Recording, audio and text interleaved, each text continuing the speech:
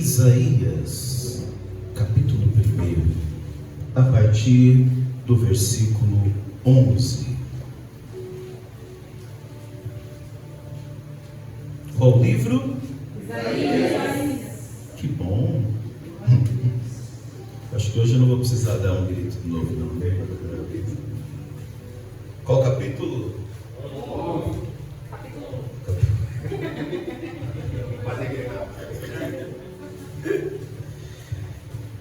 Deixa eu me preparar aqui. Bom, vamos lá. Vamos ao texto. Isaías capítulo 1, a partir do versículo 11, diz assim a palavra do Senhor: De que me serve a mim a multidão dos vossos sacrifícios? Diz o Senhor: Já estou farto dos holocaustos de carneiros e da gordura de animais cevados. Nem me agrado de sangue de bezerros, nem de cordeiros, nem de bodes. Quando vindes para comparecer perante mim, quem requereu isso de vossas mãos, que viesseis a pisar os meus átrios? Não continueis a trazer ofertas vãs. O incenso é para mim abominação, e as suas luas novas, e os sábados, e a convocação das assembleias. Não posso suportar iniquidade, nem mesmo a reunião solene. As vossas luas novas, as vossas solenidades, a minha alma as odeia. Já me são pesadas, já estou cansado de as sofrer. Por isso, quando estendeis as vossas mãos, escondo de vós os meus olhos. E ainda que multipliqueis as vossas orações, não as ouvirei, porque as vossas mãos estão cheias de sangue. Lavai-vos, purificai-vos. Repita comigo, igreja: lavai-vos, purificai-vos. Vamos ler juntos esse versículo então, juntos? Lavai-vos, purificai-vos, tirai a maldade de vossos atos de diante dos meus olhos, cessai de fazer mal. Aprendei a fazer bem, procurai o que é justo, ajudai o oprimido, fazei justiça ao órfão, tratai da causa das viúvas. Amém, irmãos? Vamos orar? Pai, nós te louvamos e agradecemos por esta noite, mais um dia na presença dos nossos irmãos, e como igreja ter a oportunidade de meditar a tua palavra, Senhor, certos de que só a tua palavra nos limpa, só a tua palavra nos regenera, só a tua palavra contém tudo aquilo que necessitamos para ser melhores. Pai, mais uma vez nós te pedimos, fala com o teu povo, fala com a tua igreja, não aquilo que desejamos ouvir, mas aquilo que nos é necessário. Então que o Espírito Santo de Deus, no decorrer desta ministração da palavra, tenha liberdade no meu e no teu coração sobre esta comunidade, para exortar, para animar, sim, para curar, para realizar tudo aquilo que a palavra do Senhor é poderosa para realizar. Deus, desagrada os nossos ouvidos, abre os nossos corações e seremos cheios da tua presença. É o que oramos no nome de Jesus. Amém. Se assente aplaudindo o Senhor. Glória a Deus. Deus é bom. Amém. Amados irmãos e irmãs, o tema da minha pregação está aí na tela. Vamos ler juntos? Cessai de fazer mal. Como eu sempre digo, olha para o irmão do lado e fala para ele: cessai de fazer mal. Para o irmão que está atrás, cessai de fazer mal. E para você que está nos assistindo, cessai de fazer o mal. O interessante é que esse convite, nem convite, mas essa ordenança que Deus faz, Ele não está fazendo para os assírios, Ele não está fazendo para os egípcios, Ele não está fazendo para os babilônicos, Ele está falando para o povo dele. Quem é povo de Deus aqui, dá glória a Deus. Amém. Mas muitas vezes nós nos esquecemos que ser povo de Deus nos traz responsabilidade. Nunca se viu tanto na história da modernidade, que aliás é a matéria que nós estamos estudando na igreja, nas aulas do Sola, um tempo onde as pessoas se denominam cristãs. Todo mundo hoje diz: eu sou cristão, eu sou servo do Deus vivo, eu sirvo a Deus. Mas vamos começar agora a colocar alguns pingos nos is. E aí nós precisamos usar algumas matérias, uma delas é sociologia, à medida ali do avanço religioso. No último IBGE, nós vimos que teve um aumento dos evangélicos no Brasil. Vocês perceberam isso? Só que aí a conta não fecha, pastores, diáconos, povo de Deus. Porque à medida que vai aumentando o número de evangélicos, continua a corrupção. À medida que aumenta o número de evangélicos, aumenta a demanda dos nossos gabinetes pastorais, por problemas do cotidiano. Então, ora, a conta não está fechando. Então, o que me resta crer é o seguinte, que a quantidade de pessoas que se autodenominam evangélico não quer dizer que elas são cristãs. Você dizer que é evangélico é você entrar em uma prateleira de uma religião. Agora, estar em Cristo é outra coisa. Estar em Cristo é ter uma vida voltada a Cristo, uma vida que deseja, se não espelhar e no final se tornar alguém parecido com Cristo. E aí a gente vai vendo que vai afunilando. E vou te falar, meu irmão, para o cristão sempre vai afunilar. Repita comigo: para o cristão sempre vai afunilar. Para o cristão sempre vai ser mais difícil. Se você está encontrando facilidade no Evangelho, através do Evangelho, comece a rever o Evangelho que você está seguindo, até mesmo pregando. Porque a gente só prega o Evangelho que a gente vive. Pelo menos deveria ser, né?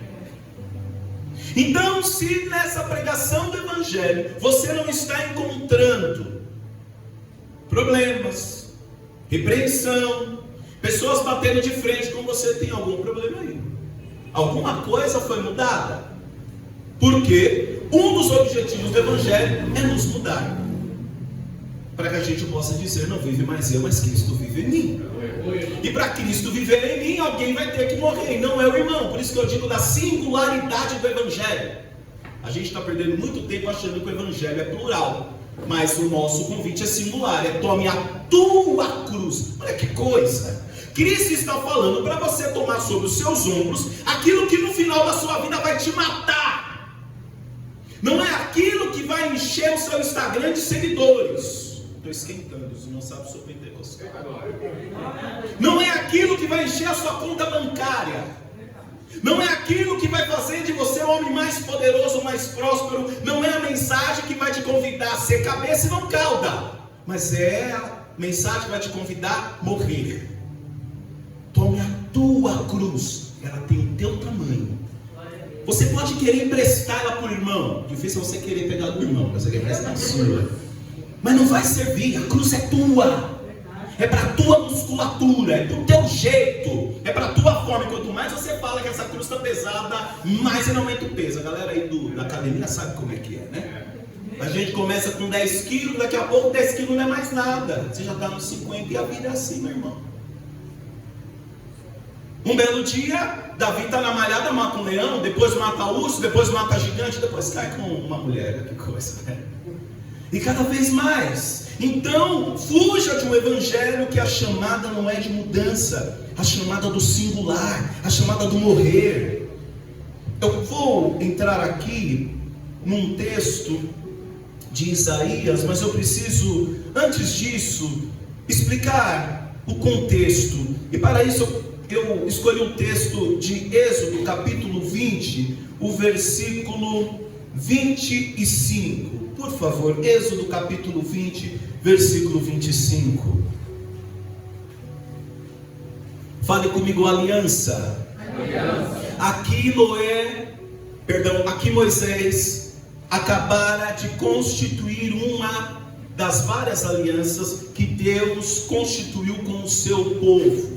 Os irmãos sabem que estava Moisés pastoreando ovelhas que não eram suas, eram do seu sogro.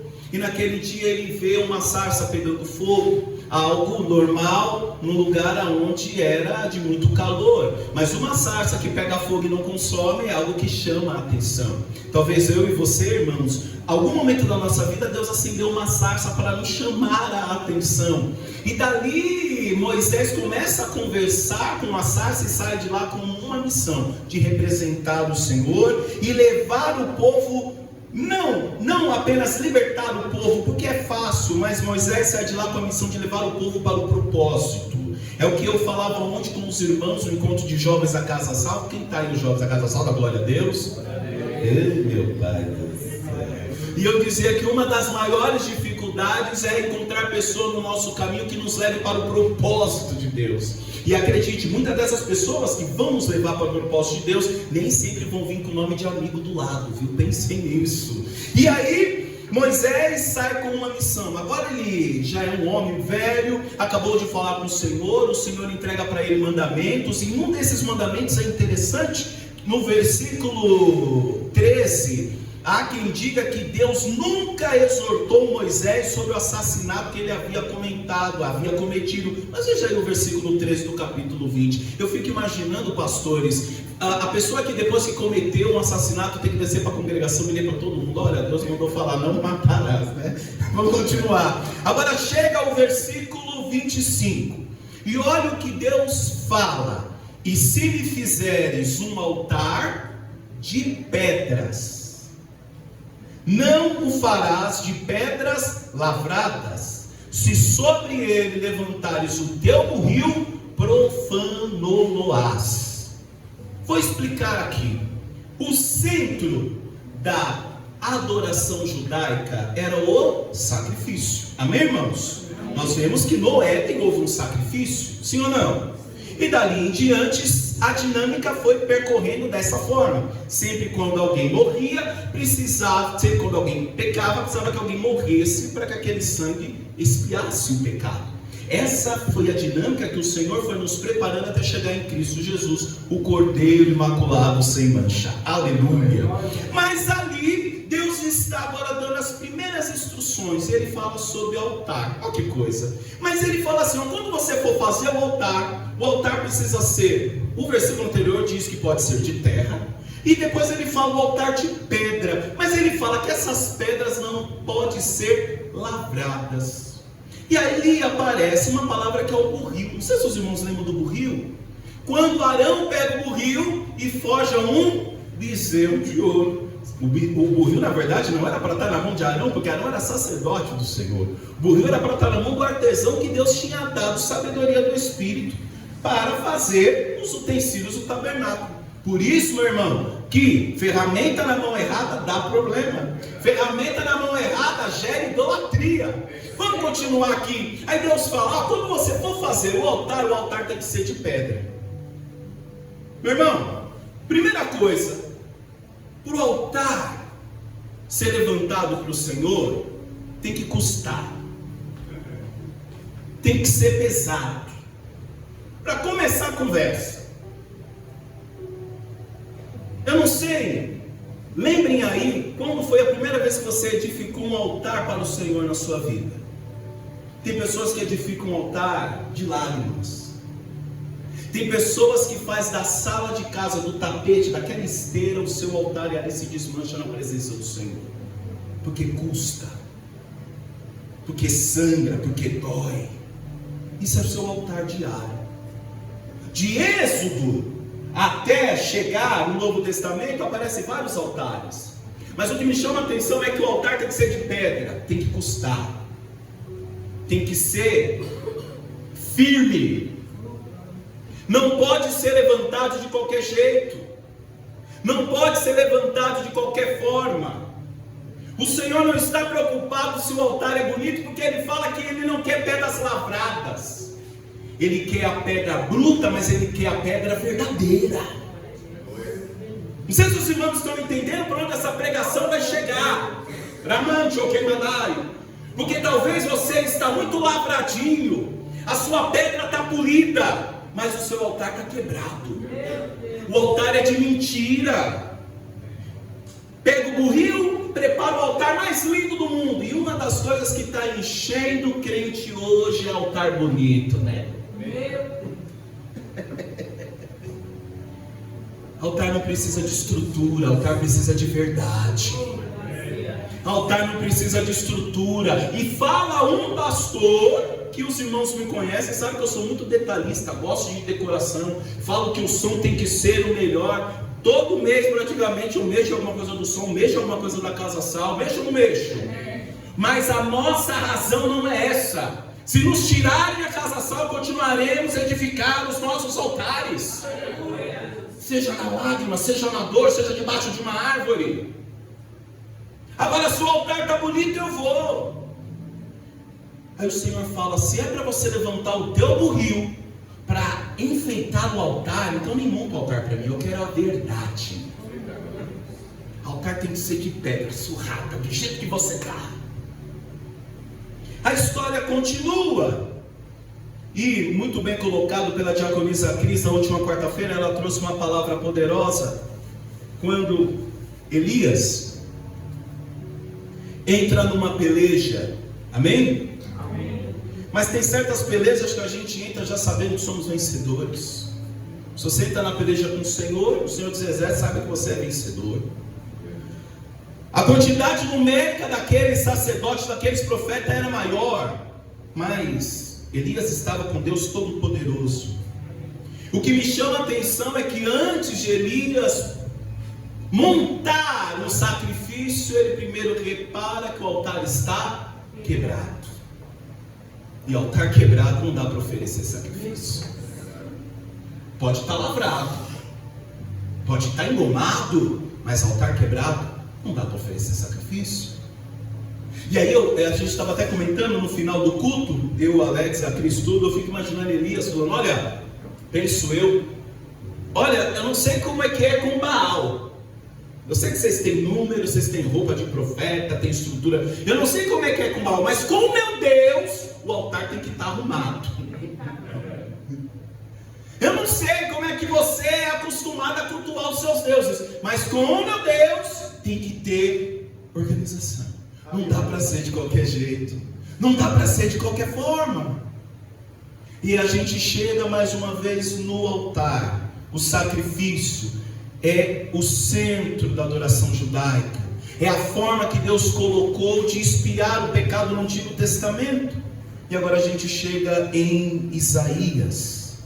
O profeta Isaías, ele anunciou, ele atuou em Judá no ano de 740 a 681. Ele está pregando para um povo que estava cercado, fala comigo, de ameaças externas. Os assírios. E era um povo, fala comigo, era um povo que vivia tempo de idolatria, corrupção e injustiça social. Mas sabe o que é interessante? O capítulo 1 de Isaías narra um povo que está oferecendo sacrifício. Um povo que está orando, e orando muito. Um povo que está guardando as festas. Não é um povo que não está sacrificando, é um povo que está sacrificando, sacrificando muito. Animal cevado, animal gordo. Mas o cenário era de idolatria. O cenário era de corrupção. O cenário era de injustiça. E aí nós vemos a missão do profeta. Porque, irmão, preciso dizer para você, pare de arrancar o cabelo. Você que olha a humanidade, leia a palavra do Senhor e diz assim: eu não sei mais para onde nós vamos, isso não muda. Deixa para você, para de arrancar o cabelo. Antes de você começar a pregar o evangelho, já tinham pessoas pregando o evangelho. Quando você partir dessa terra, vão ter pessoas continuando pregando o evangelho. E toda vez que a humanidade vai se distanciando da palavra do Senhor, quer a humanidade acreditar ou não, Deus sempre levanta um para denunciar o pecado. E foi isso que Deus fez com Isaías. Mas veja o cenário a qual Deus chama Isaías para pregar. Chama ele para pregar, primeiro para um povo de lábios impuros. Olha a plateia de Isaías. Olha o clima que Isaías tinha para pregar. Ele está pregando para um povo que estava dentro do templo, mas também estava afundado na idolatria. Eita Deus! Um povo que estava dentro do templo, mas estava vivendo corrupção. Um povo que estava dentro do templo, mas era injusto socialmente. Não se preocupa, Deus ainda continua levantando profetas de Deus para anunciar a verdade. Uns perdem a cabeça, outros são jogados na cisterna, outros são jogados na cova, mas o importante é que a palavra do Senhor seja pregada. Quando eu falo de combate espiritual, quando eu falo de pregação do evangelho, eu estou falando disso. Porque, irmão, Satanás mudou as suas estratégias. Antigamente Satanás lutava, irmãos, para nos tirar da igreja. Hoje não. Hoje ele fala: faça da igreja o seu parque de diversão. Faz o que você quiser, porque aqui tudo em nome de Jesus pode. É ou não é? Que isso? Precisa orar mais não. Jejuar para quê? Ler palavra não precisa disso não. Você vai pregar amanhã, não precisa buscar em Deus a mensagem não. Baixa o esboço feito, você vai lá e entrega. Mudou as estratégias. Eu vou falar algo aqui, irmãos. Talvez seja um tiro no pé que eu vou dar, mas eu vou falar. A gente não precisa mais de igreja não. A gente não precisa mais de templos não. A gente precisa de templos vivos. Pessoas comprometidas. Pessoas que queiram viver o evangelho. O povo estava mantendo rituais religiosos, sacrifícios, festas, orações, mas as suas vidas eram marcadas por práticas de pecado. Celebravam, mas a vida não mudava. Sacrificavam, mas a vida não mudava. Cultuavam, mas a vida não mudava. E se a vida não muda, é ritual vazio. E se é ritual vazio, de nada adianta. O versículo 16 nos chama para algo. O Senhor diz: lavai-vos. Fala comigo. Lavai-vos. Aí ele diz: purificai-vos, tirai a maldade dos vossos atos de diante dos meus olhos. Parem de fazer o mal. Deus está falando para o seu povo. Aquele povo que outrora ele tinha chamado Moisés e falou: vai lá para Faraó e fala para ele libertar o meu povo. Antes de você querer ser povo de Deus, Deus já tinha te chamado, tinha te dado o título de povo dele. Mas para ser povo dele, nós temos que corresponder às nossas atitudes.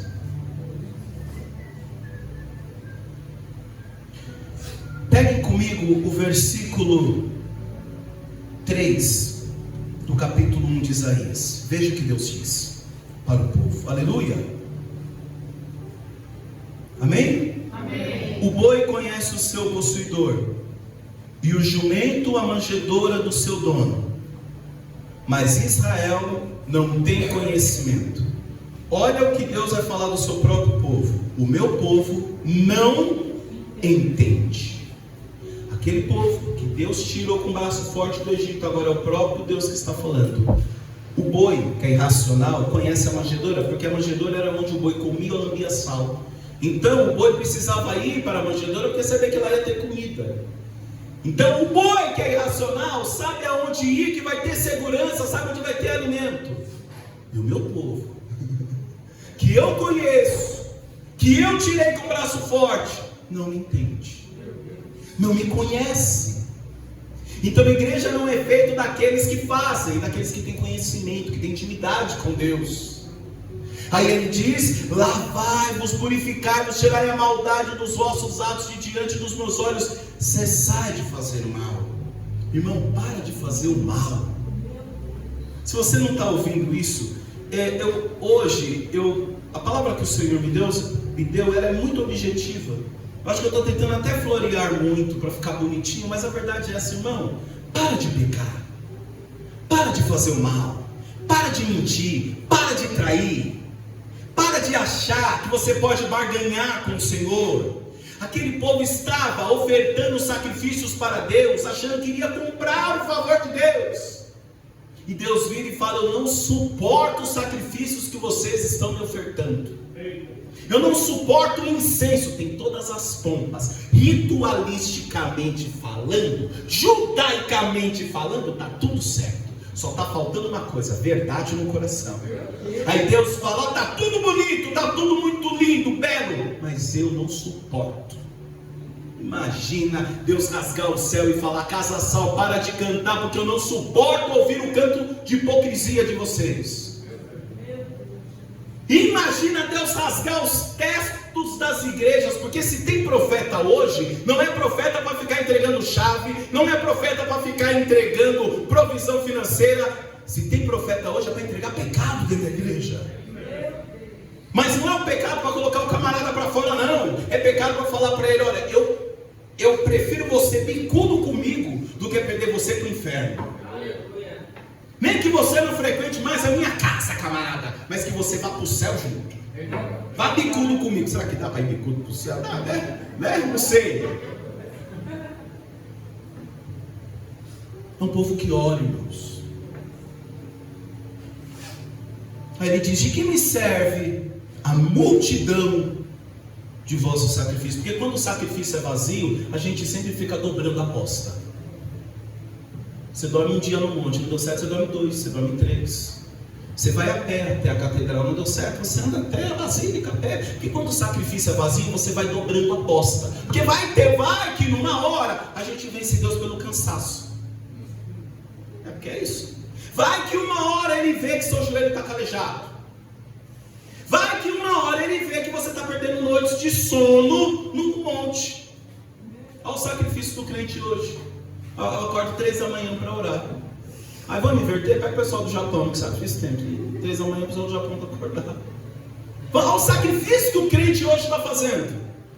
E o sacrifício que o Senhor está falando para nós fazermos é o versículo 17 do capítulo 1 de Isaías: aprendei a fazer o bem, praticai o que é reto. É Deus falando: para de inventar moda. Não precisa inventar moda, não. Fala para o irmão do lado: para de inventar moda. Fala para ele: você está cheio de gracinha. Para de inventar moda. É simples. É só você fazer o que é reto. É só você fazer o bem. Para de fazer o mal. Aí eu não vai precisar fazer multidão de sacrifício. Olha o versículo 13 de Isaías: não tragais mais ofertas de balde. Oferta de balde. Irmãos, a nossa vida com Cristo, eu estava falando hoje com os jovens, a gente tem que prestar atenção se ela não está se tornando algo de balde. Sabe assim? Tudo de balde. Vou fazer logo muito para me livrar do fardo. Ou a pessoa que fala assim: não, o Vinícius coloca culto de manhã, porque a gente já fica com a tarde livre. Livre? Tarde? Só para ficar com a tarde livre. O culto é prisão para alguém aqui? Meu Deus, achei forte. É prisão para alguém? Ah não, Vinícius, coloca o culto de manhã. Eu pensei mesmo. Não teve nada. Eu falei: vamos ver, meus irmãos falam, a igreja, né, a gente tem que acolher. Aí de manhã, eu não gosto de acordar cedo, mas amém, né? Vamos pensar de manhã. Mas é quando fala: não, porque a gente fica com a tarde livre. Tarde livre? Você está obrigado, querido? Você está obrigado, querido? Ah, não. Estou querendo nisso, não, Brasil. Ah, mas é 1 hora de pregação. Está pregando muito. Ah, é 3 louvores. O que agrada o povo de Deus? Se a gente entrar nessa dinâmica de agradar o povo de Deus, volta para o deserto para comer cebola. Volta para o Egito para querer morar nas pirâmides. Aí ele diz assim, versículo 13: não tragais mais ofertas de balde. Tem vezes que a nossa vida com Cristo é assim, de balde. Ah, já vou fazer porque aí é um livro, que é um peso. As coisas de Deus não podem ser peso na nossa vida, meu irmão. Não estou dizendo que não vai ter dificuldade, é diferente, mas tem que ser prazeroso. Tem que ter um pouquinho de prazer nisso daí. E se não está tendo prazer, saiba, Deus não está recebendo. Você está se enganando. Ah não, eu estou lá sofrendo. Para com isso, irmão. Para com essa conversa. Tem que ter prazer. Você tem prazer de estar aqui? Então amém. Tem que ter prazer de chegar aqui, olhar para o Lucas, abraçar o Lucas, ver o Mauro, a Cíntia. Vamos lá na minha igreja, minha congregação. Tem que ter amor, tem que ter prazer. Senão, não tem sentido. Aí a gente vai falar dos religiosos depois. Aí ele diz: o incenso é para mim abominação, as luas novas e os sábados. O sábado, que para o judeu era algo sagrado. E a convocação das congregações: não posso suportar iniquidade, nem mesmo ajuntamento solene. Vocês se ajuntam, mas vocês são iníquos. Vocês fazem vigília, mas vocês não pagam como deve pagar, deve os outros, puxa o tapete do outro na empresa. Aqui a gente ora: Senhor, me livra da inveja, mas quantas vezes a gente fala: Deus, tira de mim a inveja, porque eu sou invejoso. A gente entra sempre na dinâmica: Senhor, muda o outro, porque encarar o nosso pecado está difícil. Olhar para o espelho da graça é reconhecer que nós não somos merecedores. Quando nós olhamos para o espelho da graça, nós vemos a nossa aparência desfigurada, que só a graça pode restaurar, na estrutura primeira que é Cristo. Olha o versículo 15: pelo que quando estendei as vossas mãos, escondo de vós os meus olhos.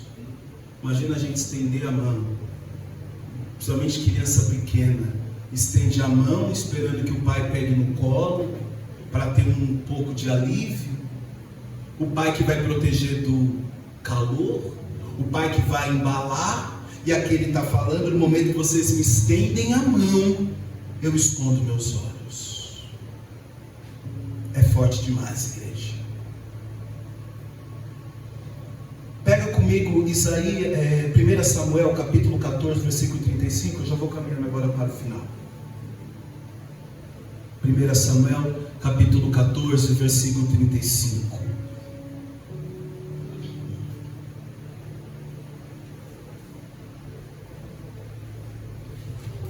O Senhor rejeita sacrifícios vazios, irmãos. O Senhor não quer sacrifício de tolo. O Senhor quer mudança de vida. O Senhor quer conversão. É isso. Eu vou te falar: altar em casa que não tem adoração, não adianta vir para a igreja achando que aqui vai ter um elixir mágico também não, viu? Tem gente achando que a igreja tem um ambiente mágico, que aqui você vai chegar e tudo vai mudar, aí você vai adorar. Não. O altar tem que começar na tua casa. Preciso falar isso, irmãos. O altar tem que começar na tua casa. Se na tua casa não está tendo reverência da palavra, aqui vai ser, não adianta, você vai vir para cá performar. E coisa que nós crentes sabemos fazer é performar. É fazer performance. Olha o que falam de nós crentes. Aquele dali é crente, mas você não sabe o que ele faz. Olha o que falam da gente. Entra numa empresa: olha, contratei evangélica. Eu conheço empresa que fala: não pegue crente, pra você ter ideia, porque fala que a gente é falso, que a gente não gosta de trabalhar, só gosta de ler a Bíblia. Agora me fala, meu irmão, no horário do seu trabalho é para você estar lendo Bíblia, é para você estar trabalhando? Miserável, falo mesmo. O patrão te contratou para você ler Bíblia para ele? Agora na hora do almoço, se der um tempinho, você vai lá anunciar a palavra. Você não foi contratado para ficar lendo Bíblia, foi contratado para trabalhar, trabalha. Ah não, eu estou aqui, eu vi. Não, meu irmão, para com essa conversa aí, pelo amor de Deus, gente, para. Não inventa moda. Não inventa moda não. Estão entendendo? Eu não falo que o patrão está me perseguindo, não gosta de crente. Claro, não pega na pá, não pega no botão da máquina. Você quer o quê, meu irmão? Você está lá para fazer o quê? E fala que é perseguição religiosa? Oxe, mas a graça é farmacêutica, né, amor? Imagina você entrega os relatórios, aí a coordenadora, a gerente chegou e ela está falando: não, sabe o que eu estava lendo o livro aqui de Isaías? Vou te explicar aqui para você. A gente, meu Deus, irmãos, vamos ter equilíbrio, meus irmãos. Tem algo fenomenal na palavra sobre a vida de José, que até quando José vai para a prisão tem um detalhe: e a mão de Deus estava com José, até na prisão. Então onde você estiver, a graça do Senhor está com você, né? Crê nisso aí, ó. Vamos falar de altar que é levantado da noite para o dia. Porque quem não está acostumado a ter uma vida de altar, levanta o altar de conveniência. Será que o nosso altar é de conveniência? E Saul, 1 Samuel 14:35, e Saul edificou um altar ao Senhor. Este foi o primeiro altar que ele edificou ao Senhor. Este foi o primeiro altar que o Senhor edificou ao Senhor. Aqui, Saul já era rei, sim ou não? Sim. Saul deu uma doideira nele, ele falou para o exército ficar sem comer. Já viram essa passagem? Nisso do povo, os soldados ficarem sem comer, os soldados ficaram o quê? Fracos. E aí, Saul fala o quê para o povo? Não, vamos comer. E o pessoal começou a comer carne e sangue. Só que judeu não pode comer sangue. O que Saul fez? Quando ele viu Lucas, que a atitude dele, desesperada, irresponsável, de falar com o exército inteiro, comer o que não era para comer, fazer o que não era para fazer, ele falou, é fácil, vou montar o altar. E o que me encanta nessa palavra foi este o primeiro altar que ele edificou, um altar em cima de conveniência, um altar porque deu errado. Tem pessoas fazendo assim, tem pessoas que não querem Cristo, tem pessoas que não querem o Evangelho, tem pessoas que querem só o casamento restaurado ou então o emprego, mas quando tudo volta ao normal, tchau altar, tchau oração, tchau congregação, tchau os irmãos que eu disse que vocês são os meus irmãos, que aqui eu me sinto.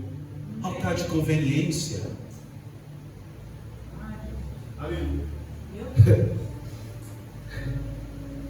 Saul estava procurando quem quando encontra o Senhor? Com quem Saul? Saul estava procurando algo, não estava?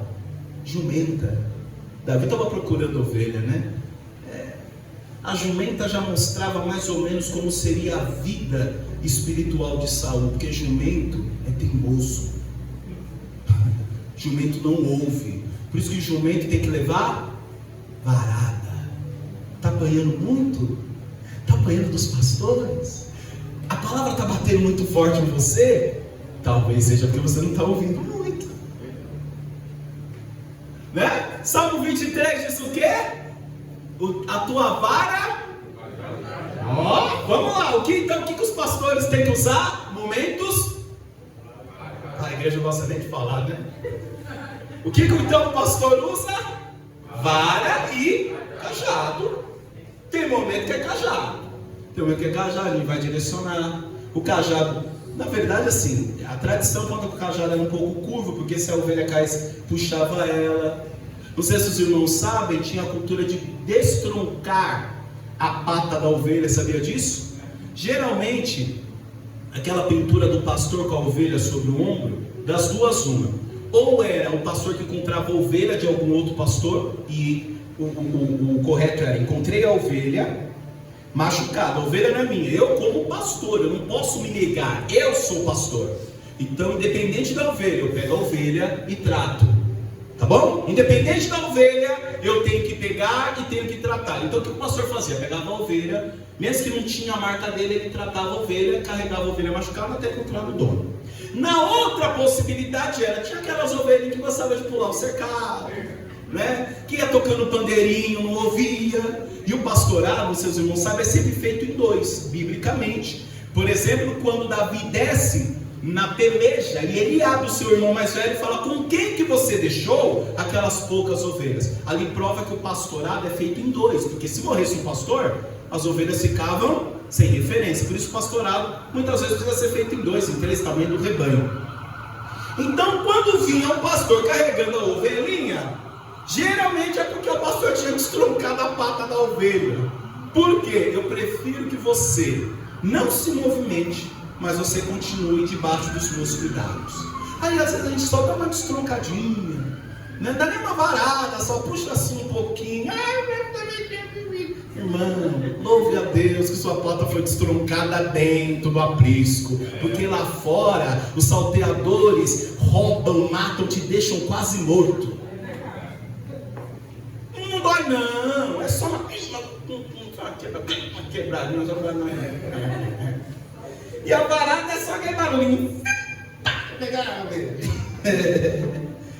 Agora vamos pensar, será que os nossos altares são altares desesperados? Altares como esse de Saul, altar que depois quando encontra Samuel tem que ouvir: "Oh Saul, não é melhor você obedecer do que sacrificar?" Talvez você está sacrificando muito porque você não está obedecendo. Matemática com o pecado é assim, você vai perder alguma coisa. Você vai perder. Vou encaminhando para o final. Salmo 51, versículo 10, os irmãos conhecem essa passagem. O rei de Israel é traído pelos seus impulsos, se deixa levar pelo seu desejo de possuir a mulher que não é dele, e no Salmo 51 ele está agora pedindo perdão a Deus, e o que ele diz? Cria em mim, ó Deus, um coração puro, e renova em mim um espírito reto. Veja que depois se assemelha à conversa que Nicodemos, chefe do Sinédrio, teve com Jesus. Olha, eu fico imaginando Jesus falando para Nicodemos: olha Nicodemos, eu sei que você é chefe do Sinédrio, eu sei que você é pomposo, você tem sabedoria, mas a conversa aqui é só com quem quer nascer de novo. Então a igreja tem que ser com aqueles que querem nascer de novo. Então quando diz cria em mim um coração puro e renova em mim um espírito reto, é aquilo que Deus falou pela boca, se não me engano, de Ezequiel: colocarei em vós um coração novo. Quem quer um coração novo aqui? Dá glória a Deus. Permita que Deus nessa noite tire esse coração de pedra, porque coração de pedra não promove vida. Coração tem que bater, coração tem que mexer. Se tem coração de pedra, está faltando vida. E vou te falar, hein? Essa cirurgia cardiologista nenhum consegue fazer. Só Cristo pode fazer. Porque Ele mesmo disse: aprendei de mim que sou manso e humilde de coração. Você está querendo aprender a ser homem de Deus, mulher de Deus, com pessoas erradas. Você está querendo aprender a ser homem de Deus com pessoas que não tem nada de Deus para te dar. Você tem que correr para Cristo. Só Ele tem espírito manso. Só Ele tem coração novo. Só Ele te dá espírito decidido. E olha o que o rei está falando: tira de mim esse coração, porque esse coração quer trair, esse coração quer mentir. Me dá um espírito reto. O que é espírito reto? É espírito de decisão. Tem crente muito bom na igreja, tem crente que vai trabalhar muito na igreja, mas precisa ainda de um espírito reto. Pega agora Tiago, capítulo 4, versículo 8. Estou chegando no final e não é papo de pastor não, vamos lá. Tiago capítulo 4, versículo 8.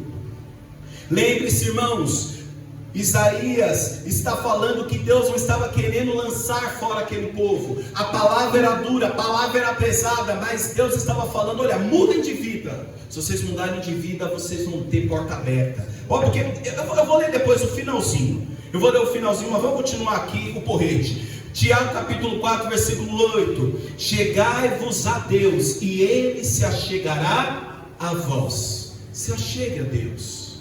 Ele é seu melhor amigo. Se achegue ao Senhor. Ele é o médico que você precisa. Se achegue a Ele, Ele vai se achegar a você. De quem você tem se achegado? Nos seus momentos de dor, nos seus momentos que você quer chorar sozinho, quem você tem chamado para chorar? Com quem você tem compartilhado a vida? Tiago aqui está dando uma dica para nós: se achegue a Deus e Ele se achegará a vós. Ao que Ele diz: limpai as mãos, pecadores, e vós de duplo ânimo, purificai o coração. Sabe o que é duplo ânimo? O que é duplo ânimo? Quem aí ousa dizer? O que é duplo ânimo? Podemos até dizer que duplo ânimo é pessoas que têm duas faces. E dura coisa é: você pode ter 4, 5 faces, mas o Senhor te conhece, meu irmão. E Ele quer nessa noite te restaurar. Ele está dizendo: essa máscara que você usa não é sua. Você não precisa dessa fantasia. Você não precisa estar arrumado. Você não precisa de burril para me adorar. Precisa da verdade no coração. Aleluia! Aleluia! 1 João, capítulo 1, versículo 9. Olha aí. Ah, pastor, eu sou pecador. Ah, pastor, eu nasci assim mesmo. Ah, pastor, mas é a graça, né? Ah, eu preciso da graça. Ah, pastor, é a graça. Olha aí, 1 João, capítulo 1, versículo 9. Olha a condição. Olha aí. 1 João, capítulo 1, versículo 9. Qual que é a condição? Se confessarmos. Qual que é a condição? Confessarmos os nossos pecados. Ele é fiel e justo para nos perdoar os pecados e nos purificar de toda injustiça. Nem o STF tem tanto poder sobre a tua vida. Mas qual é a condição? Se confessarmos. Lembra que eu falei que graça é você olhar para o espelho e reconhecer que a sua fisionomia está desfigurada. Aquela primeira fisionomia que era para ser imagem e semelhança do Senhor. Agora, se você não confessar, se você não olhar para dentro de si e ver que você não é esse alecrim dourado todo, não tem jeito. Abandona hoje o pecado. A palavra do Senhor continua dizendo, eu sei que tem palavras que vêm para nos colocar de pé, mas hoje a palavra para a igreja é confessar os nossos pecados, mudar de vida. Esse é o centro do Evangelho, irmãos. Agora, vamos concluir a promessa. Falem comigo, vamos concluir a promessa. Isaías capítulo 1, versículo 19. Quem aqui prega a palavra da glória a Deus? Amém. Leiam esse versículo. Vão para casa hoje dormindo quentinhos. Você que prega a palavra, você que está no trabalho, e quando eu digo pregar a palavra, estou falando microfone, canal, não é isso não. Você que está ali, falando de Jesus, do seu jeito, da sua forma. Talvez você está orando, pregando a palavra para aquela pessoa há tantos anos, talvez nem você mais acredita. Leia esse versículo e durma quentinho hoje. Porque lembra que eu falei da singularidade do Evangelho? É aí, ó. Se o que, irmãos? E o que? Obedecer. O melhor quem já ouviu isso aí? O melhor dessa terra é meu. Eu vou comer o melhor da terra, o melhor do fruto da terra. Oh, meu Pai, lê o versículo inteiro. Se quiser. E outra coisa, se obedecer, vai comer o que Deus te der, não é o que você quer. É que quando a gente fala o melhor dessa terra é meu, na nossa cabeça já vem o iate, a casa a pé na areia, a viagem. Não, o bem não é o que você quer, é o que Deus tem como bem para a tua vida. Se quiser se obedecer, aí tem promessa. Sem promessa, sem obediência, sem vontade, não tem promessa. Irmão, nós temos que parar com isso. O povo está precisando ouvir a palavra, o povo está se afundando no pecado, mas os nossos cultos estão cheios do quê? Abre a mão que eu estou vendo provisão. Não, é abre a mão que eu estou vendo mudança de vida sobre a tua vida. Eu estou vendo palavra de restauração para a tua vida. Ei, o Senhor manda te dizer, muda de vida, para de pecar. Quanto mais os cultos estão cheios, mais iniquidade está aumentando. Olha a quantidade, meus irmãos, de ofensas, de escândalos dentro da igreja. Antigamente era só membro, né? Hoje não. Pessoal da patente alta, é apóstolo, é bispo, é semideus. Está aqui, não mudou. É para quem quer, é para quem quer obedecer. É para quem quer, é para quem quer obedecer, irmãos. Então durmam quentinhos hoje. Façamos o nosso trabalho. Qual que é o nosso trabalho? Qual que é a nossa missão, irmãos? Qual que é a nossa missão? Qual que é a missão que Jesus nos deu? Como é que é, Alex? Fala bem alto aí. A nossa missão não é fundar Casa Sal. Nossa missão não é fazer catedral. Nossa missão não é fazer conferência. Nossa missão não é fazer congresso. Pode falar, né? Nossa missão não é fazer casa que cura. Não é eu ficar gravando todo dia devocional. A nossa missão é ir para todo mundo e pregar o Evangelho. É isso. E ainda a gente pode chegar lá naquele grande dia, né? Falar assim, Senhor, eu fiz tanta coisa. O Senhor falou, eu não pedi nada disso não. Eu pedi para você cessar de fazer o mal. Eu pedi para você se lavar, se purificar.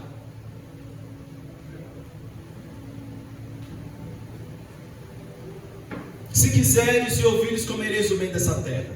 Versículo 20 agora do capítulo 1. E Deus volta de novo. Mas, se recusardes, porque todo convite é passivo de duas respostas, de sim e de não. E crente não tem que ficar tendo crise com não. Jesus nos ensinou até isso.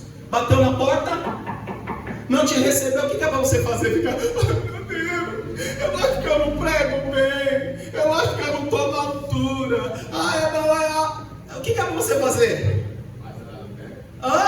Já dizia Paulo Vanzolini, levanta, sacode a poeira e dá a volta por cima. Aquela poeira é a poeira do desânimo. Sabe o que está querendo dizer? Não deixa esse desânimo, dessa poeira, chegar no teu coração, não. Então, antes dessa poeira chegar no teu coração, já bate ela e vai para a próxima casa. Não perca o seu sentido de ser discípulo. Não é porque a primeira porta foi fechada, irmão. Eu tenho que mudar minha técnica, a igreja não está enchendo. Não, irmãos, não é sobre isso não. Não é sobre isso não. Não é sobre isso não. Não é sobre isso. Tem algo que Deus martela na minha cabeça. Aonde você deixou aquelas poucas ovelhas? Mauro, um dia o Senhor vai perguntar para a gente: aonde você deixou aquelas poucas ovelhas? Cris, aonde você deixou as poucas ovelhas? Pastoreio não é por número, pastoreio é por entrega, é por verdade. Estão querendo imprimir isso na gente. É ou não é? Quantos membros tem a sua igreja? Melhor, muda a pergunta. Pergunta para mim, quantos eu consigo cuidar? Porque ultimamente eu não consigo nem cuidar de mim. Semana passada fiquei de cama. Aonde estão as poucas ovelhas? Aí ele diz, vou terminar. Mas se recusares e fodes o quê? Rebeldes. Como é? A pessoa que não quer obedecer é o quê? Vamos lá, irmão. Fala a verdade, irmão. Eu sei que dói hoje em dia, né? Que tem aquele negócio da educação positiva. Porque hoje em dia é tudo assim. A gente não pode falar porque machuca, porque dói. Mas vamos lá, você falou. A pessoa não quer, o que ela é? Ela merece chave ou varada?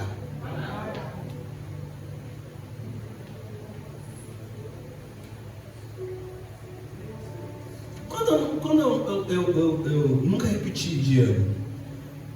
E se eu sonhasse chegar um bilhete em casa, o pau já comia, o corpo comia quente. Quando a gente aprontava, os irmãos aqui conheceram meu pai, quando ele fazia assim com a língua, pai, podia ser qualquer horário.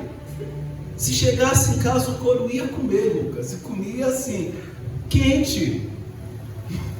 O filho que não estava dando certo, eu não concordo que essa é a forma de educar, mas era a forma que ele tinha de educar. Agora o filho está todo desmantelado. Eu falo para ele, recebe aí. Olha, estou vendo Deus mudando tudo. Mudando o quê, irmão? O altar será que está sendo de pedra mesmo? E a gente vai entrando nessa onda de ficar reforçando isso na cabeça das pessoas. No final de tudo, quem são os culpados? De pregar no evangelho de faz de conta. O evangelho, como diz Paulo Borges, é resolutivo. O evangelho que vai me resolver tudo. Falaram para você, quando você aceitar Jesus, tudo ia ser resolvido? Falaram para você? Mas ele resolveu tudo. Ele resolveu o que a gente jamais conseguiria resolver, a morte. A morte não domina mais sobre nós. Ele já resolveu, irmão. Vou terminar aqui. Aí ele diz, mas se recusar e fodes rebelde. Rebelde não. É rebelde, vamos ver. Sereis devorados à espada. Você quer viver dessa forma? Vai ter consequência. Tá Deus, eu como pai, querendo vos proteger. Mas vocês querem mesmo viver como os outros povos, com o seu exército, com a sua espada, com a sua força? Tudo bem. Faz igual o filho pródigo. Tem filho que precisa fazer isso. Pai, me dá herança. É mesmo? Pode ir. Tenta viver lá. A sua herança vai acabar. Vai faltar água quente no chuveiro. Vai faltar comida na hora na mesa, roupa lavada. Pode ir.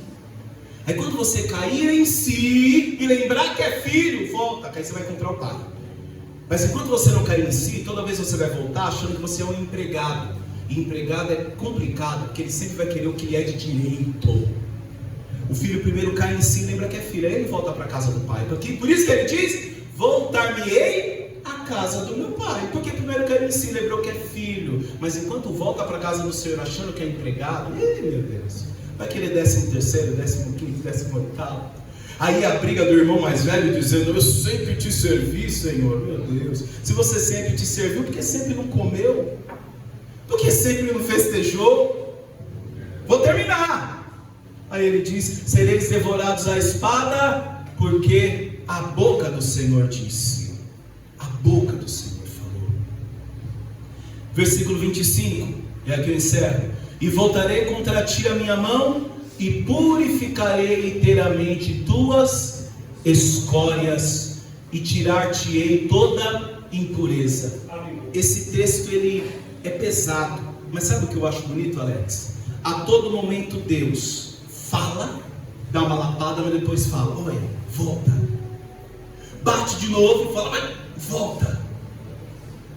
Bate de novo, mas... E aí, versículo 25 diz: e voltarei contra ti a minha mão, e purificarei inteiramente as tuas escórias. Aquela mão que outrora ele disse que iria esconder, e tirar-te-ei toda a impureza. Os irmãos sabem o que é escória? Oi? Fica de lado. Mas tem uma história interessante. Tem um momento que, se não me engano, acho que foi Salomão, que ele vai numa feira e ele vai comprar vasos. E até dizem, né, que existem vasos de escória. Salomão compra um vaso e o vaso está todo ornado. Imagina aí um vaso bonito na cabeça de vocês, coberto de ouro, não sei, porcelana. Só que quando Salomão chega em casa, Cris, ele começa a raspar o ouro que está e vê que o vaso estava cheio de escórias, vinagre, estava rachado, e tudo aquilo que estava cobrindo o vaso não era nada mais do que uma fantasia, era só algo tapando a escória. E eu acho bonito esse último versículo, porque Deus diz: eu limparei, eu tirarei inteiramente as tuas escórias. Eu tirarei inteiramente aquilo que você sabe que tem, que está aí em você, mas você esconde. Eu tirarei do meio de vocês aquilo que não está aos olhos dos outros. Porque quem vê, está vendo lua nova, está vendo festa, está vendo sacrifício, está vendo vocês orando. Mas eu vou tirar aquilo que está no oculto, no secreto. Que isso que na verdade está te matando. Eu vou tirar toda a impureza. E desde que o mundo é mundo, o que é puro não coabita com o que é impuro. Então o que nos resta, irmãos, nesta noite? Fazer uma escolha. Porque não dá para estarmos limpos e amanhã nos sujarmos. Sinceridade, você está perdendo tempo. Se você está se limpando e se sujando no outro dia, você está perdendo tempo, irmão. Estou falando da sujeira consciente, tá? Amém? Os irmãos estão entendendo. Você está perdendo tempo. Então, fique sujo logo. Posso falar isso, que a palavra diz isso, né? Logo fique sujo. Mas se você não quer mais perder tempo, faça aquilo que a palavra nos diz. Preciso terminar. 16. Lavai-vos, purificai-vos. Veja que o versículo diz: eu vou lavar vocês. Ele deixa essa ação totalmente na mão do povo. Lavai-vos, se purifiquem, mudem, se transformem. Essa é a palavra que o Senhor tem hoje para a igreja. A igreja recebe? Em nome de Jesus.